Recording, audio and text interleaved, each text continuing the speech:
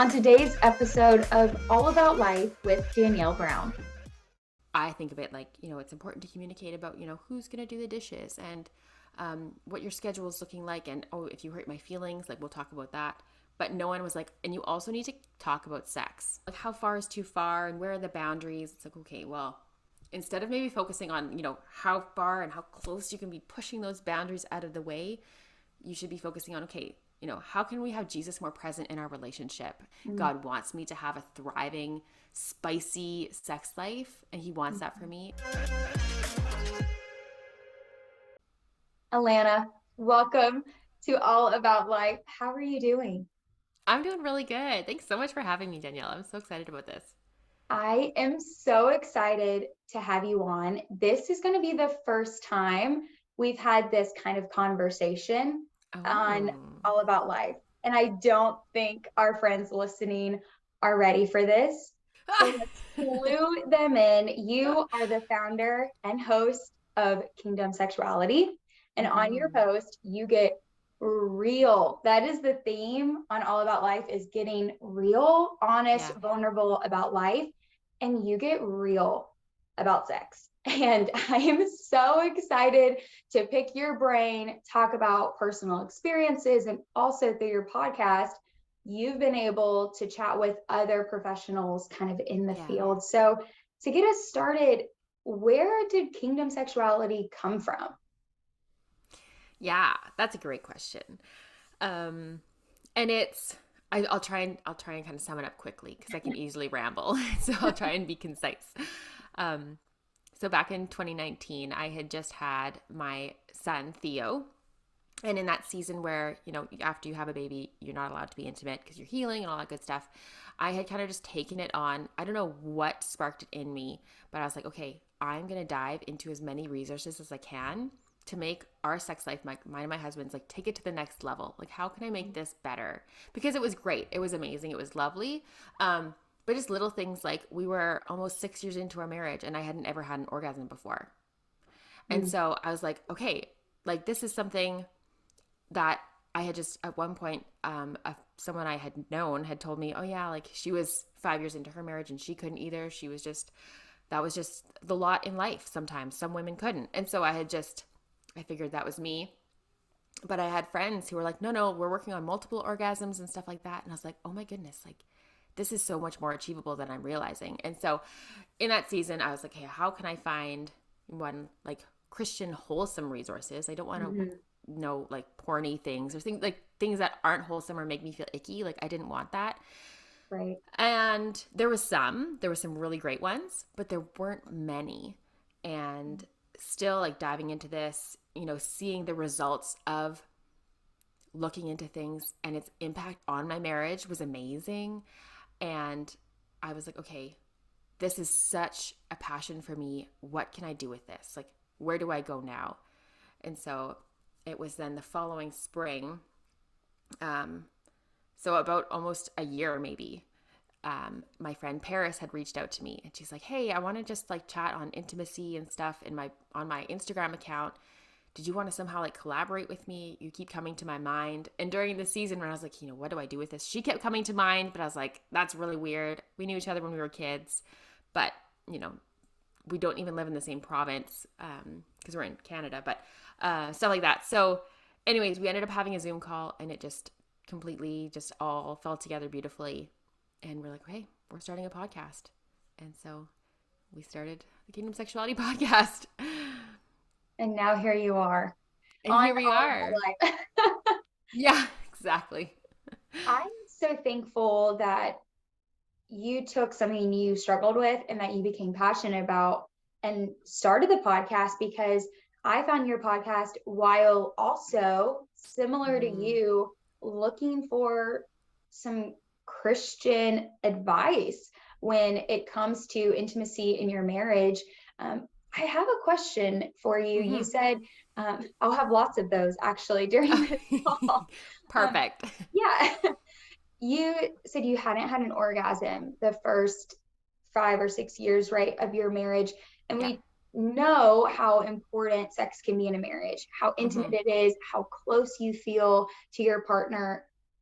how did that affect your marriage being newlyweds and for so long not having an orgasm? Or Mm-hmm. when you went into sex, did you want to because you weren't having that physical pleasure? How did that affect your marriage early on?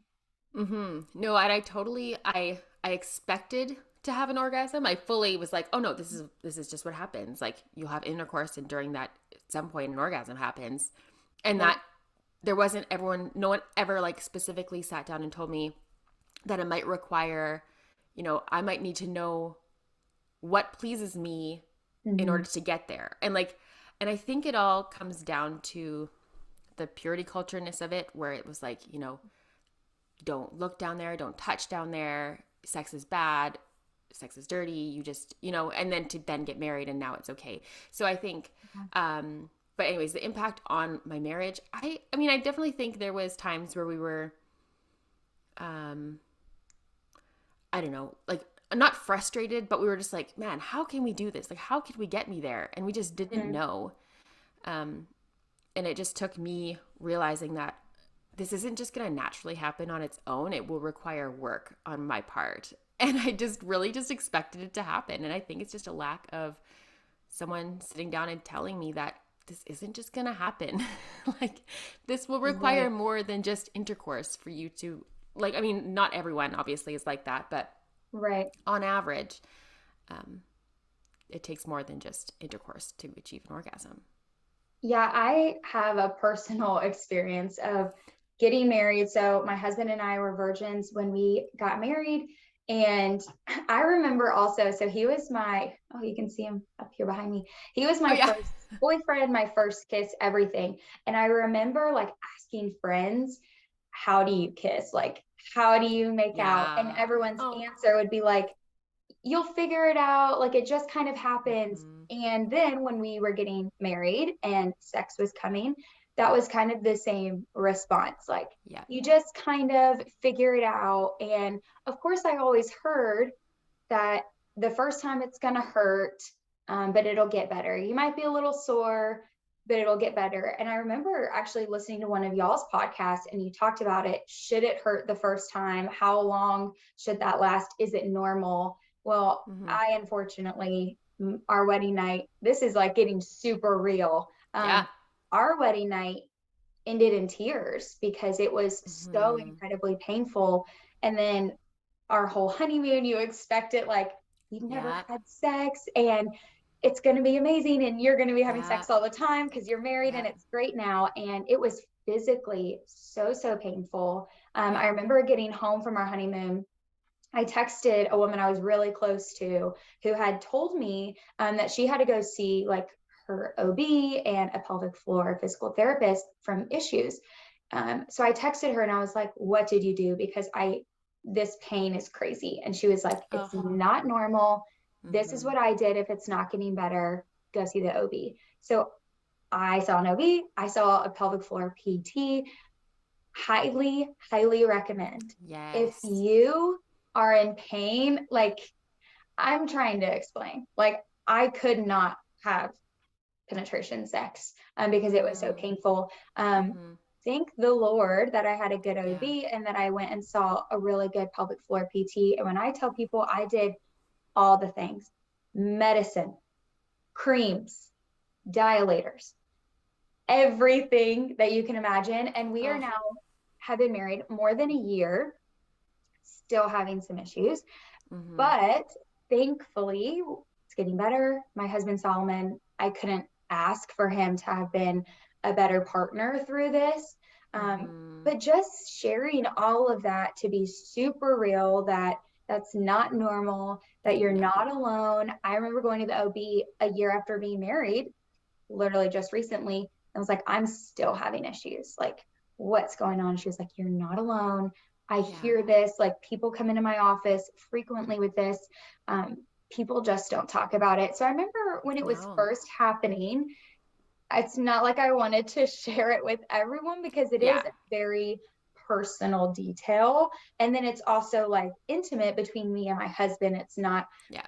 just me, but I have thankfully gotten more comfortable in sharing like so other women know, like not to be scared and not to expect that it's going to be horrible, but if it Right. is, that you're not alone.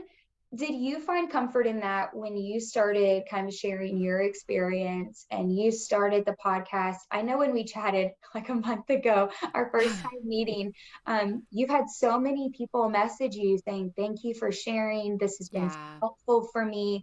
I love creating community here at All About Life. So Mm-hmm. how has that been for you, sharing your story and also hearing from other women that I felt alone in this? Thank you for sharing. This has given me hope. Oh, totally. And I think, yeah, there's so many times we've gotten messages from women that are like, hey, and they don't even maybe know, maybe they don't even listen to the podcast, but they just follow us on Mm-hmm. Instagram and they just shoot us a message like out of the blue. And Mm-hmm. it's like, hey, it's been, 2 years and I still haven't had an orgasm. I feel, yeah, like you said, I feel alone. I feel broken. I don't know what to do. I don't know where to go. Like, how do I navigate this? What do I do? Is this normal? Is this totally bizarre? And it's so it's funny because initially you're like, this doesn't seem like a blessing. Like, oh my gosh, I went 5 years without having. But Yeah. now being able to share that and being like, you know what, this was my experience, Mm-hmm. and these are steps that I was able to take to be able to achieve an orgasm and then multiple orgasms, and like to have that as to encourage somebody and be like, no, you're not alone. Here's me. Here's like so many other women who have also experienced this. Yeah. Um, it really does create a beautiful sort of community around it, because it's like, no, I'm not alone, and comforting for me to know, no, I'm not bizarre for for that having happened to me either, right? So I think there's Mm-hmm. all around, it's nice to be able to put other women at ease, and then also for me, it's like, no, I'm also not alone, which is nice. I know it's so nice. This is obviously something that you are so passionate about. I'm super passionate about because I feel like I'm still in the midst Mm-hmm. of it. But you noted earlier about purity culture. And there Mm-hmm. is something on this topic when we're talking about sex, because sex can be seen differently if you're a Christian or if you're not. Um, sometimes people view sex as like testing the car before you buy it, Right. which obviously for a lot of Christians, I wouldn't say all, but a lot of Christians isn't necessarily like that's not how I viewed it. Obviously, I saved Mm-hmm. sex for marriage. Um, Mm-hmm. and to be honest, I can't imagine like ever doing that or going through this with anyone other than my husband, because Yeah. I don't know how you would get so close and intimate with someone in that way, because sex is so much more than having an orgasm, but it's Yeah. nice to have an orgasm. It really Um, is. so like I Really can is. attest to that. So let's talk about purity culture a little bit. Mm-hmm. Let's talk about where did it come from and what effect have you seen it kind of take on women in the church? Yeah. So for people who don't actually know what purity culture is, there was this season of time where to I'm trying to figure out how to word this properly. It's so hard. I know. Um it was really pushed, the modest is hottest, Mm. the purity rings, the thing where you everyone passes around a rose, and then Oh, have you mhm. seen that where it's Yeah. like I feel like you I've have seen this all the rose, things. and then someone they pass the rose all around, and the person at the end has this like broken rose, and it's like, this is what it's like when you have sex before marriage, is now you're broken and now you're not pure anymore. And so it was this real push for, it was well intentioned. The intentions were, they tried to do it well, but it is leaving us with PTSD now, coming from it. Um, so yeah, so we went into this with, so I mean myself, I remember signing a paper. It was like, what, I'm not going to date until this, or I'm not going to kiss, or blah, blah, Mhm. blah. And so we have these messages thrown at us constantly that sex is bad, sex is dirty, hide your body because you're going to tempt a man. So make sure you don't wear that shirt or that bathing suit because you're tempting a man. Mhm. And then we get married, and on the wedding day, we, kiss and we go to our hotel room, and everyone's like, oh my gosh, have the best sex ever. Like, this is going to be fantastic. Like, go and have fun. It'll be great. And so to try and, make that switch in our brains from sex Yeah. is bad to sex is amazing is really difficult. And it takes so much time. And no one Mm, prepared me for that. I right. I don't know how, yeah, it was really difficult to try and make that switch in my mind. So Oh, even for myself, I think I'm still probably working through shame and, mhm. guilt and learning to explore my body with my husband in a way without me feeling awkward or dirty Yeah. or, things like that. And it's just so interesting how it's had such lasting effects on so many people, and not even just women. I know of men who have also been affected in some ways by purity culture, which is so interesting. Yeah, But I totally relate. I grew up in the church, but my parents talked about sex. It was yeah. never, oh, sex is bad, but it Mm-hmm. was very much sex is only for marriage. Mm-hmm. And I remember I held my virginity as kind of like this gold star that Yeah. I'm a virgin. Um, and then got married, and I did have a hard time. I was gonna I thought I would like going into my wedding night be like, oh my gosh, like how am I supposed like I'm gonna be sad that I wasn't a virgin anymore. And to be honest, I Mm. wasn't. Wedding night came and I was like, heck yeah, I'm married. We did it. No longer a virgin.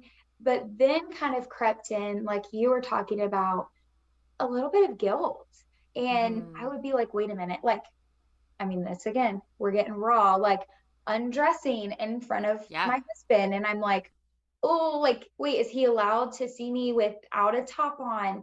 And so it was kind of those in the back of my head creeping in that I wasn't expecting. And also, a whole nother level to that is I had experienced sexual abuse as a young child. And then Mm-hmm. bringing in something that I felt like I had dealt with that was in my past. My husband knew about it, but you can't fully anticipate how that's going to Right. affect your intimacy until you're in it. Yeah. And so then really having to work through that. And I remember right before I got married, I'm really close with my mom. I'm super thankful to have like a very open conversation with her. She was like, you might want to like look into some therapy or counseling just to prepare you going into this time. And I was like, oh my gosh, no. Solomon and I have good communication about it. It's Right. handled. And then you get in and you're like, oh, wait a minute. Like, is it normal to still feel a tinge of guilt or Mm. like, is this okay? So Mm-hmm. now you've been married longer than me. Give me some hope. Give our listeners some hope. Does it go away? Is that something you actively had to kind of work through as someone who did experience that guilt coming out of purity culture and having to identify as no longer a virgin? Right. How has it been for you? Yeah. Yeah. I think um for a long time I didn't have a name for it. Mm-hmm. And so um it wasn't really dealt with for myself because I didn't know really what was at the root of, where, like you already mentioned, where you kind of like cover up. It's Mm-hmm. like, why are you covering yourself up right now? It's like, I don't even know. Like, why am I doing that? Right. Right. But no, there's definitely, I remember one of my friends was like, yeah, I'm actually still having to probably work through some shame of that. And I was like, Mm-hmm. am I too? Like, is that what this is about? Like, is Right. that why I haven't felt like it's okay to figure out how I can orgasm? Because of XYZ, in your past, it's like, well, don't look down there, don't touch down there, whatever. And so to then give yourself permission to, with your husband, like explore your body. So, anyways, I think things like that, um, there's definitely been so much freedom in that. And I think what you said too really is a good point. The communication of it is huge. Mm-hmm. To be able to be talking with your spouse about what you're feeling, what you're trying to work through, um, is huge and makes all the difference. But it's difficult, and that's something that no one else really, like, I knew communication was important going into marriage. You hear that a million times over, but I think of it like, it's important to communicate about, who's going to do the dishes and what your schedule is looking like. And, oh, if you hurt my feelings, like, we'll talk about that. But no one was like, and you also need to talk about sex. Mm. I don't think anyone ever like outright told me that. And so to then learn that, Right. so many years into my marriage, that, okay, no, we should probably have conversations like, okay, what do we do if you want sex and I don't want sex? What do Mm. we do if I'm just not feeling like it today, or I want it and you don't, vice versa? Um, what do we do if I'm suddenly really uncomfortable in a position or with something, or like you've said, if you had trauma in your past, what if something's Yeah. triggering? What Yeah. do you do to navigate that? And so it also, I think, communication in the bedroom, like, and talking, well, not necessarily in the bedroom, but like talking about sex Right. is also really, really going to help. Let's talk about what's going to help for me, for those listening, whether you've been having sex outside of marriage and you want to now save that, whether you've been having sex and you enjoy it, whether you're a virgin and having sex is nowhere in the near future. Let's talk about where can we go to get started on how to start conversations, how to orgasm. What are some resources that you have found through your many years of passion and taking this on and spearheading it for us? Mm-hmm. Where would you recommend our friends listening start? Okay, so which one specifically first? Which start in what way? Yeah, that's a good question. I did kind of throw 100 things at that. Let's start with the basics of where do I start if I'm brand new at having sex and I don't know how to orgasm and I don't know how to have those conversations with my spouse? Right. Yeah. Um, so resources that I found when I was digging into resources, one of them was Java with Julie. And Mm. so this is all through like authentic intimacy. And they have so many blog posts that are just fantastic and talking through this kind of stuff. And so I would highly recommend checking out her stuff because she was just like, I just like soaked up, like sponged everything she had because I wanted to know. Um, but one thing I wasn't, she has a very like she's a psychologist, and so her stuff is very like she knows her stuff, obviously. Um, but I think for myself, when I had to learn, when I was like, okay, like physically, I need to know what to dive into. I don't know if I found anything that was Christian based. That was, Mm. here's anatomy and here's what you do. Um, that was more things that I listened to a couple other podcasts that were secular. Mm. They were just like about anatomy and that sort of thing. So we kind of dive into that we did a number of episodes on orgasm. And so in there we kind of touch more on some of that and like specific positions, and Paris talks about like G-spot orgasms, and I talk about like Mm. clitoral orgasms and stuff like that. So then we dive into more of the nitty-gritty of that. Um, Mm. and we also have episodes on communication as well, which it's a really tricky thing and it's awkward, but I think the number one piece of advice I would have for a couple who's like, how do we even start talking about sex if we've never talked about it before, would be to just do it. Mm. But do it, don't like sit across the table from each other and like, okay, we're gonna now have a conversation about sex. This is good, this is stinks, this is the worst, I don't like it when you do this. Like, I think you don't want to do it like that. Instead, go for a walk together where you're outside, you have air, it's not this serious eye to eye conversation. It's just like a holding hands, shoulder to shoulder conversation. You're like, hey, and use like other like podcasts like this and like our podcast or other resources. You're like, hey, I was listening to this podcast and they were talking about, trying to talk about sex more. And so is there things like, how would you maybe rate our sex life on a scale of 1 to 10? Or, like, what do you think we could be doing to improve our sex life? We also have on our Instagram account, Kingdom Sexuality, connect questions, where there's a bunch that are just in general, like, what are your goals for this year? What are your dreams? But there's also sexual ones sprinkled in, where it's like, what's the turn on of yours? Do you want music during sex? And so it kind of sprinkles it well so that they're not all about sex specifically, but different sorts of topics are woven in, which is helpful. Oh, I love that. I'm going to be going and doing that. I don't think it's ever too early or too late in your marriage relationship to start Mm-hmm. talking about that. And can I No, just yeah. say thank you?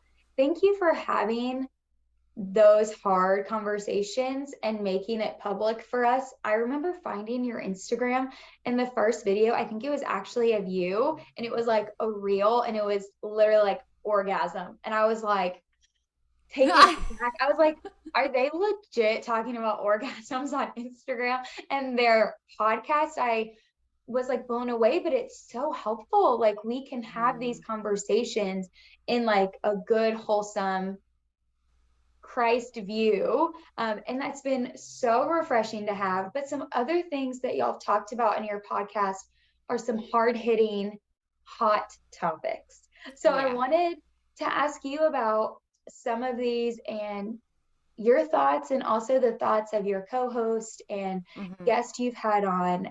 First one being oral sex. Yeah. Does it count as sex? Is it okay Mm, before marriage? If mm-hmm. you have it before marriage, does it affect once you are actually having like penetration sex? Mm, Once you get married, is it helpful or hurtful? What are mm-hmm. your thoughts on oral sex? Mm-hmm. Yeah. So this is something we haven't done a strict episode on yet, but we're planning on doing it soon. Um, and okay, so for your first part of the question, I think, in my opinion, oral sex has sex in the name. To Mhm. me, penetration or not, that's probably a boundary that should be safe within marriage.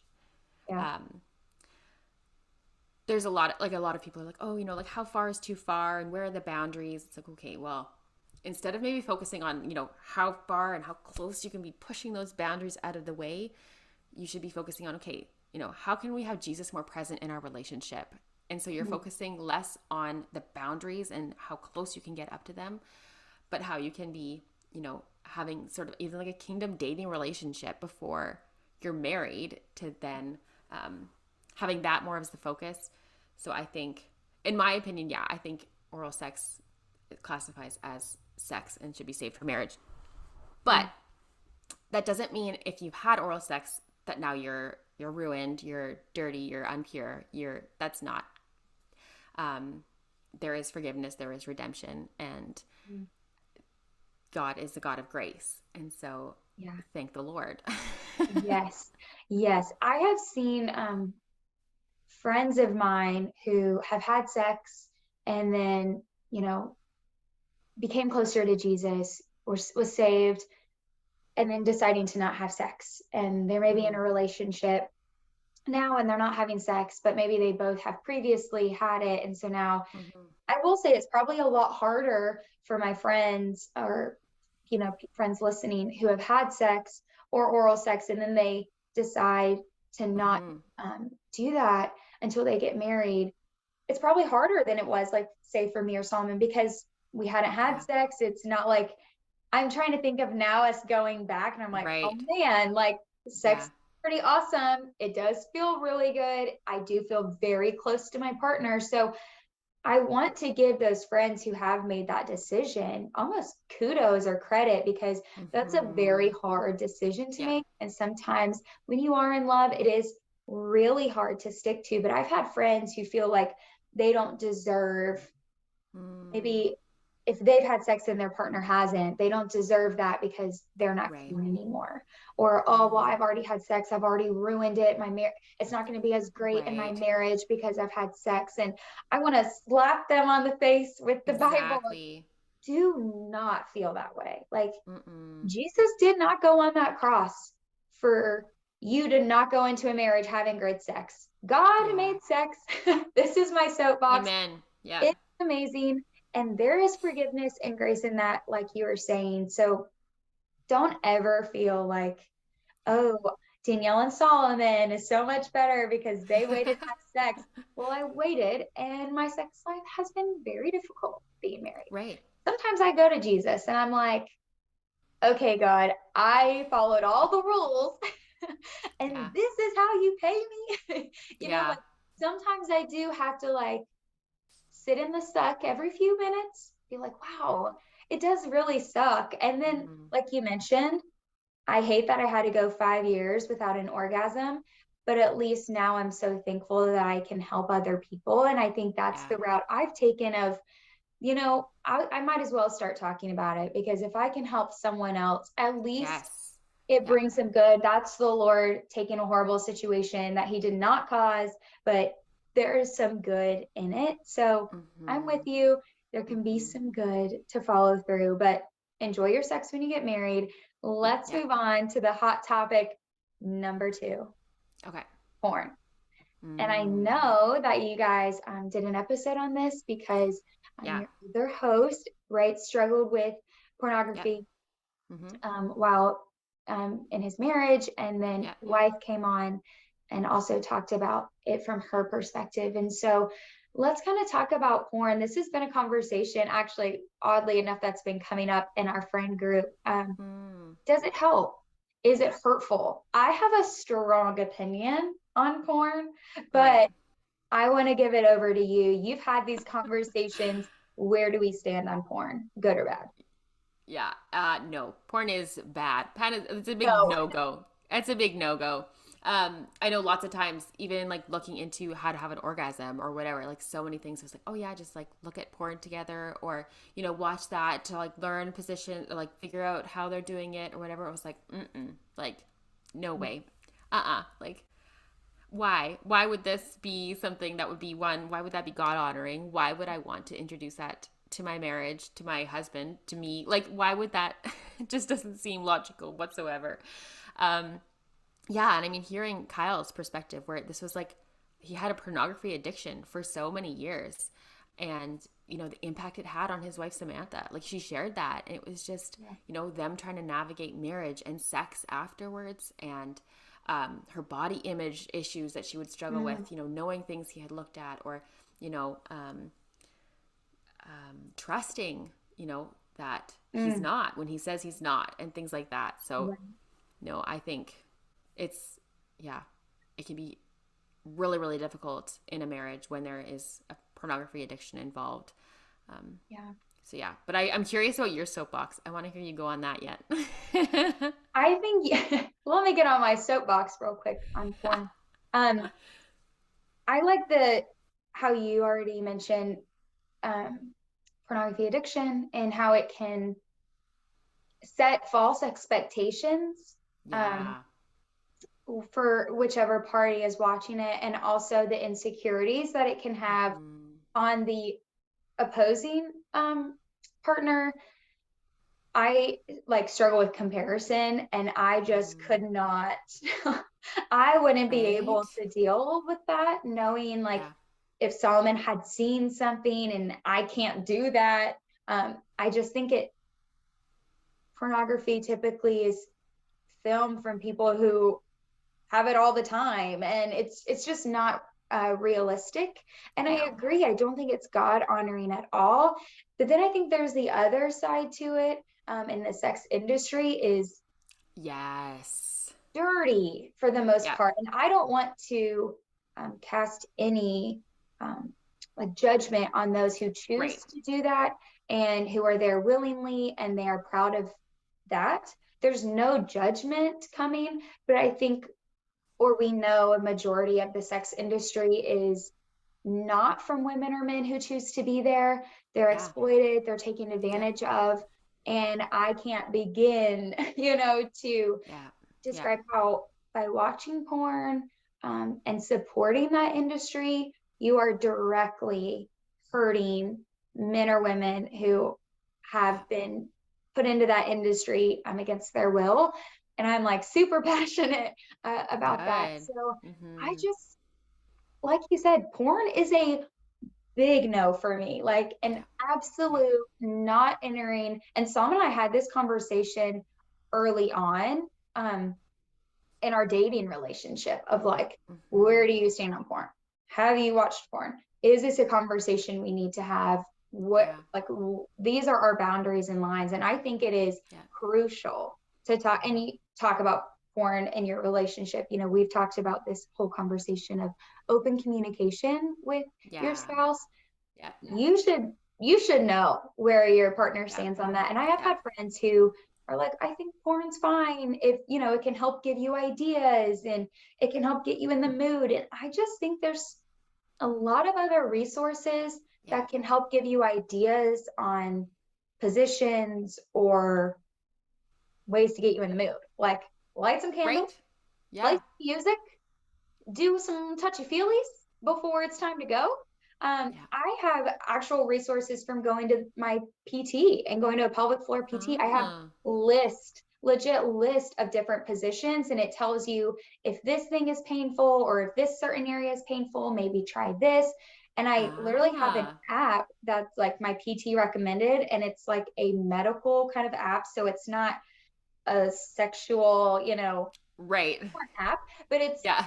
professionals kind of describing literally different ways to have an orgasm. Here's how you could do a blowjob. Have you tried different Right. stimulations? Yeah. So I think there's a lot of resources and things you can do Hmm. to keep porn out of your marriage. Yeah. You know, Yeah. what And do you who wants that think? as like a crutch? Like I feel like there's so many other, if it's like if Yeah. that's what it takes you to spice things up, Yes. Come on. like come on. How far have Like we there's got to gotten? be other things. Exactly. Yeah. Get Yes. creative here. There's so many things to do that Yeah. I'm just like, I think that's something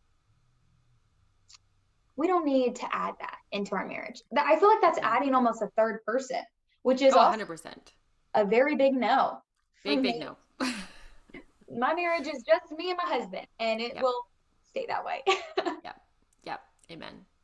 What are Absolutely. some other hot topics that you've come across while doing an entire podcast on kingdom sexuality? So, when it comes to Mhm. having sex that honors God, what are some other hot topics that maybe some of your listeners have shared with you that y'all have talked Yeah. about? One of the things that comes to mind, since we're kind of on the topic of porn, Yeah. is like romantic novels Hot and take. spicy books. Mm, Hmm. okay, tell me about it. Now I'm Because, intrigued. well, lots of the time we hear these women that are like, "Oh no, like I just read a chapter or two and then I'm in the mood and it's totally great." And it's like, okay, does Mm, this count as porn? Is this where we are? Like, I don't know. I think it's really interesting. And I mean, we know the song, be careful little ears what you hear, be careful little yeah. eyes what you see. I think there's so much that would you be comfortable if your spouse was having to like read a book that was Mm, spicy before having sex with you? Would that make you feel mm, cherished and loved and valued? Would you be okay if God was reading over your shoulder like he is, but like if Jesus was sitting beside you and you're like, "Here, read this chapter." Would that be cool with him? Like there's different mm. things to think about it to like anyways, so that's definitely something we've chatted about on the podcast before too is, where are the boundaries and like even TV shows that where it's just like sex is every other scene. It's like, Right. is this like adding another person now because you're just watching someone else have sex on TV? Like it's really interesting to have those Mm, conversations with lots of people who are like, I think this is okay. What do you guys think? Um, and so to be that able is to, interesting. yeah, to have those conversations that are like, well, That's challenging. That's yeah, convicting, right? yeah, To think about. And other lines, I think it is so important. We always talk about like when you're dating to draw lines and boundaries in your dating yep, relationship of like, I don't want to go this far physically. But that conversation does change once you get married, doesn't it? Because mm-hmm, now those physical limits off the table, yeah, congratulations, you've made it. But there are still some boundaries and maybe and yeah, taking it to the Lord and having those convictions of yeah, where do we draw the line on mm-hmm, what's wholesome and helpful for our relationship and God honoring, and then what's hurtful, yeah, what is going to set false expectations. So that's a really good yes, point. We've mm-hmm, talked about purity culture, we've talked about struggles when you go from not having sex to having sex once you get married, and we've talked about hot topics. But I don't want to leave this conversation without talking about the importance of sex and how Yeah. good it is, because there Yeah. are some serious struggles, and that's what we're getting real about.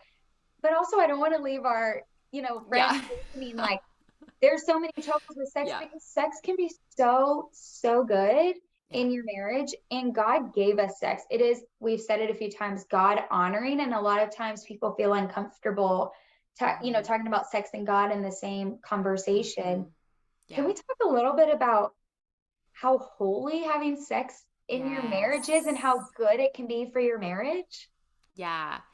Yes, please. Thank you. I think, Yeah. yeah, like you said, often it's seen as, Jesus is a part of like every area of my life, but not in the bedroom. Like he doesn't see what goes on in the bedroom, which is so Yeah. not true. There is an entire book of the Bible, like Song of Solomon is just deep into, you know, Mm-hmm. sex and God Literally. just right? Like it's so descriptive and so visual, which is beautiful because it it's very obvious then what his stance is on it. And this is a gift, and this is something that is like a glue to a marriage. I Mm-hmm. know oftentimes where I've been like, man, like things are off, our communication hasn't been great. Things have just, been slipping through the cracks and just, I don't know why. It's been really strange. You're like, oh my gosh, when's the last time we had sex? And Yeah. you realize that it totally just supernaturally, I think, just does something to your souls, right? It's like, when two become one, and that's totally what it is. And you Mm-hmm. almost have that disconnect of, less oneness because you haven't had sex as much. And I think it totally impacts every area of your life. And so I think it's huge. And it's, yeah. And it was funny because I had a friend who was like, there was a season where Jeff and I were just really busy and sex just wasn't being prioritized. Yeah. And I was like, yeah, it's been a while. And she's like, well, why? Like, sex is a fun thing. Like, you Ooh. should, why aren't you having it? Like, this should be a fun thing to do together. And I was like, oh my gosh, you're right.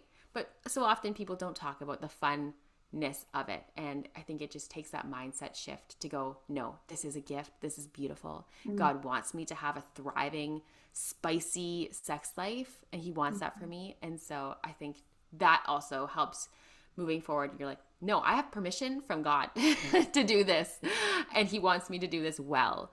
And so I Yeah. think it's a beautiful way to think about it.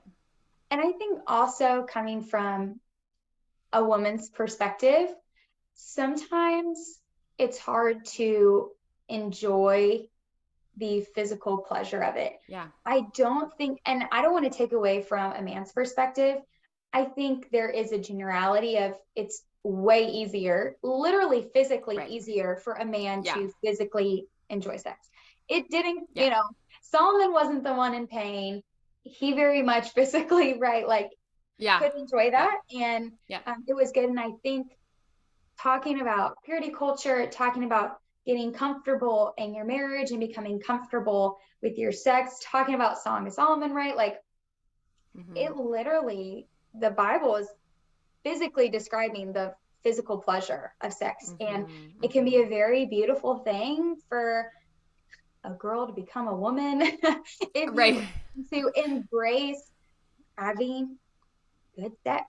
And it Mm-hmm. can be a good physical thing. And when we were actually in our premarital counseling, the pastor who did it, love him, one of the topics was sex as it should be, and what are our expectations, and Yeah. where are we at with that before going into marriage, and how do we feel about it. And I shared some of my fears since I had experienced sexual abuse, and the expectations there, that he said when him and his wife and him and his wife were arguing, and they could just, there was always Mm. tension. He would literally stop and be like, let's go have sex. And typically when I'm fighting with Solomon, that is a no-go. I am not in the mood. It is not Yeah. happening. And then they talk about makeup sex. Right. I thought it was a joke, but there is something about being physically connected, having Mm-hmm. those endorphins that bring you together. You know, Mm-hmm. it Mm-hmm. can be such a good thing and a beautiful thing for your relationship. Mm-hmm. Absolutely. What Truly. are your final thoughts as we kind of conclude, bring this conversation to an end. What are your final thoughts? What do you think are the most important things or thing for our friends listening to know? I think if we were to kind of sum it back up, Yeah. it would be to know that if you are struggling, you're not Yeah. alone. There are so many others that are also struggling. Not that that makes it necessarily easier, but just to know that you're not the only one who's broken Yeah. or feeling broken. Um, and I think to learn how to have conversations about sex in a healthy way where you're Mm. using, positive language. You're not like, well, you never do this with me, and how come you don't like this, and blah blah blah. But it's more, why don't we try this? And it's like we language Yeah. versus you language, I think is really Yeah. helpful. And doing it outside honestly makes a world of a difference. I don't know what I it is agree. about getting out into nature to have those conversations, but it somehow helps so much, I which agree. I is love going on walks, and I have to yeah, force Solomon outside because he's like not in the mood. But I'm always like, yeah, please yeah. go on a walk, just like a nice after work, something about the fresh air. And I agree. Mm-hmm. Have those conversations shoulder to shoulder, hand in hand. You don't have to sit down in the table and make it formal. No, Totally agree with you. yeah. And I think too, remembering to pour into each other emotionally will Mm. also help with the sexual side of intimacy. I think so often we focus on sexual intimacy and forget about um, how if you're speaking, your spouse's love language and you're pouring into Mm. them and you're, speaking generous words over them and putting them first and being a servant, it will then pour into, the sexual intimacy bucket, if you will, of life. That's good. And I think that's just really helpful to think about going forward. It's like, how can I be pouring into my spouse in all these other areas? And then that will also Mhm. just help our sex life be better too. Mm. Mic drop. I loved that. Thank you so much to you and the entire team at Kingdom Sexuality for having these Mm-hmm. conversations, for being honest and raw. If anyone listening wants to hear more about orgasming, about marriage and intimacy, whether it's, I mean, just you're gonna have to go look at y'all's episodes because just the range of y'all cover everything, and I love it. Like I started listening to you guys before I even asked you to come on the podcast, and I remember telling Mm. you this is being real that I kind of had like a starstruck moment. I was like not expecting you to reply or want to come on the show as a guest. And I Oh. literally ran downstairs, jumping up and down to my husband that you were willing to come on. So thank you for coming on Mm-hmm. the show, sharing your life. But most importantly, thank you for being real. Be sure to like, follow, and subscribe so you don't miss an episode of All About Life with Danielle Brown.